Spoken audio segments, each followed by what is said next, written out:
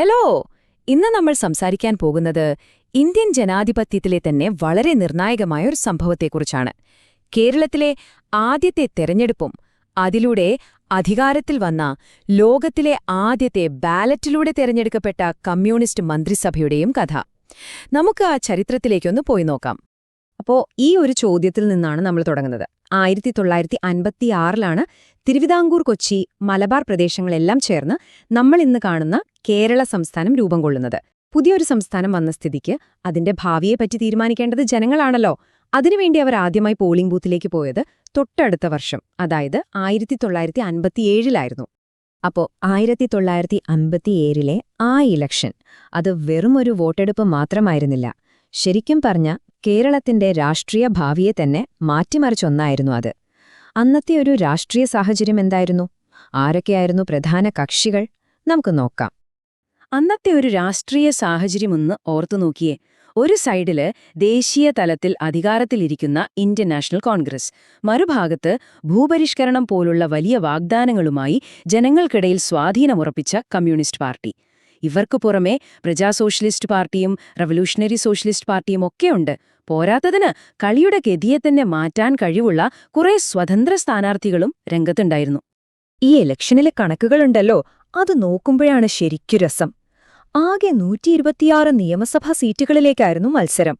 Polling ആണെങ്കിൽ 65% മുകളിൽ. അന്നത്തെ കാലത്തതൊരു വലിയ സംഭവം തന്നെയാണ്. പക്ഷെ അതിലും ഇൻട്രസ്റ്റിംഗ് ആയൊരു കാര്യം സ്ത്രീകളുടെ പങ്കാളിത്തമാണ്. 9 വനിതകൾ മത്സരിച്ചപ്പോൾ അതിൽ 6 പേരും ജയിച്ച് നിയമസഭയിലെത്തി. അന്നത്തെ സാമൂഹിക സാഹചര്യത്തില് അതൊരു വിപ്ലവം തന്നെയായിരുന്നു.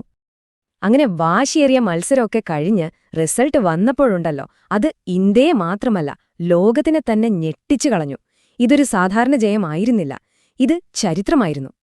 അതെ, ഇത് വെറും കേരള ചരിത്രമല്ല, ലോക ചരിത്രമാണ്. ഒന്ന് ആലോചിച്ചു നോക്കൂ. ശീതയുദ്ധം കത്തി നിൽക്കുന്ന സമയം, ലോകത്ത് ആദ്യമായിട്ട് ഒരു കമ്മ്യൂണിസ്റ്റ് പാർട്ടി തോക്കും പട്ടാളം ഒന്നുമില്ലാതെ സാധാരണ ജനങ്ങളുടെ വോട്ട് വാങ്ങി ജനാധിപത്യപരമായി അധികാരത്തിൽ വരുന്നു. EMS നമ്പൂതിരിപ്പാടിന്റെ നേതൃത്വത്തിൽ കമ്മ്യൂണിസ്റ്റ് പാർട്ടിയും അവരെ പിന്തുണച്ച 5 സ്വതന്ത്രരും ചേർന്ന് കേരളത്തിൽ ആദ്യത്തെ മന്ത്രിസഭയ്ക്ക് രൂപം കൊടുത്തു. അങ്ങനെ അധികാരത്തിൽ വന്ന EMS സർക്കാർ വെറുതെ ഇരുന്നില്ലാകട്ടോ. കേരളത്തിന്റെ സാമൂഹിക ഘടനയെ തന്നെ പൊളിച്ചെഴുതാൻ ശേഷിയുള്ള വളരെ വിപ്ലവകരമായ നിയമങ്ങളുമായിട്ടാണ് അവർ വന്നത്. അതിലേറ്റവും പ്രധാനപ്പെട്ടത് 2 എണ്ണമായിരുന്നു. ഒന്ന്, വിദ്യാഭ്യാസ മേഖലയെ അടിമുടി മാറ്റാൻ ലക്ഷ്യമിട്ട് വിദ്യാഭ്യാസ ബില്ല്. 2, ജന്മിത്വത്തിന് അവസാനം കുറിക്കാൻ കൊണ്ടുവന്ന ഭൂപരിഷ്കരണ നിയമം. ഈ 2 നിയമങ്ങളുണ്ടല്ലോ, കേരളത്തിന്റെ തലവിധി തന്നെ മാറ്റിയെഴുതിയവയാണ്. പക്ഷേ ഈ മാറ്റങ്ങളൊന്നും അത്ര എളുപ്പത്തിൽ നടപ്പിലാക്കാൻ പറ്റിയില്ല. സർക്കാർ കൊണ്ടുവന്ന ഈ നിയമങ്ങൾക്കെതിരെ, പ്രത്യേകിച്ച് വിദ്യാഭ്യാസ ബില്ലിനെതിരെ സംസ്ഥാനത്ത് വലിയൊരു കൊടുങ്കാറ്റ് തന്നെ രൂപപ്പെട്ടു വരികയായിരുന്നു. ഇവിടെ നിന്നാണ് കഥ മാറുന്നത്. സർക്കാരിനെതിരെയുള്ള ഈ പ്രതിഷേധങ്ങൾ വളരെ പെട്ടെന്നാണ് ഒരു വലിയ ജനകീയ പ്രക്ഷോഭമായിട്ട് മാറിയത്. കേരളത്തിന്റെ ചരിത്രത്തിൽ നമ്മളിതിനെ വിമോചന സമരം എന്ന് വിളിക്കും. എന്തായിരുന്നു ഈ വിമോചന സമരം? പ്രതിപക്ഷത്തുള്ള കോൺഗ്രസും PSPയും മാത്രമല്ല, അതുവരെ രാഷ്ട്രീയത്തിൽ അങ്ങോട്ടും ഇങ്ങോട്ടും നിന്നിരുന്ന പല സാമുദായിക സംഘടനകളും ഈ സമരത്തിനു വേണ്ടി ഒന്നിച്ചു. അവരുടെയെല്ലാം ലക്ഷ്യം ഒന്നു മാത്രമായിരുന്നു: സർക്കാരിനെ താഴെയിറക്കുക. ഇതോടെ കേരള രാഷ്ട്രീയം ശരിക്കും കലങ്ങിമറിയുകയായിരുന്നു. ഈ വിമോചന സമരം സംസ്ഥാനത്തെ ക്രമസമാധാന നിലയെ ആകെ തകിടമറിച്ചു. ഈയൊരു സാഹചര്യമാണ് കേരളത്തിലെ ആദ്യത്തെ ജനകീയ സർക്കാരിന്റെ വീഴ്ചയിലേക്ക് കാര്യങ്ങളെത്തിച്ചത്. സംസ്ഥാനത്തെ ഈ പ്രശ്നങ്ങളൊക്കെ ഒരു കാരണമായി പറഞ്ഞ് ഡൽഹിയിലുള്ള കേന്ദ്ര സർക്കാർ കേരളത്തിലെ വിഷയത്തിൽ ഇടപെടാൻ തീരുമാനിച്ചു. അതായത് ഇന്ത്യൻ ഭരണഘടനയിലെ ആർട്ടിക്കിൾ 356 ഉപയോഗിക്കാനുള്ള വഴിയൊരുങ്ങുകയായിരുന്നു. ആ സംഭവങ്ങളുടെ ഒരു വേഗത നോക്കണേ. 1957 ഏപ്രിലിൽ അധികാരത്തിൽ വരുന്നു. തൊട്ടടുത്ത വർഷങ്ങളിൽ തന്നെ വിപ്ലവകരമായ നിയമങ്ങൾ പാസാക്കുന്നു. പക്ഷേ 1958 ആയപ്പോഴേക്കും വിമോചന സമരം തുടങ്ങി.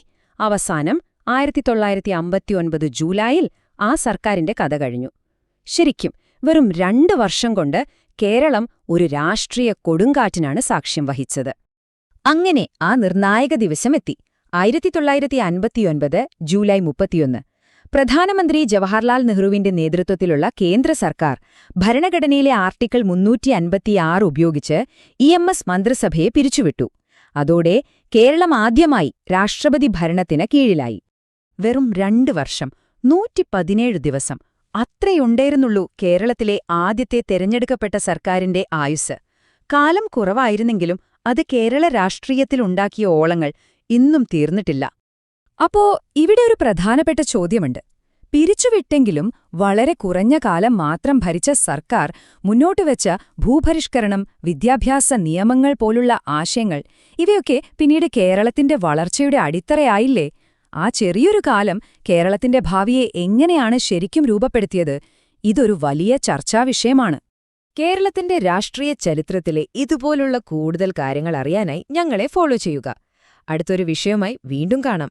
നന്ദി.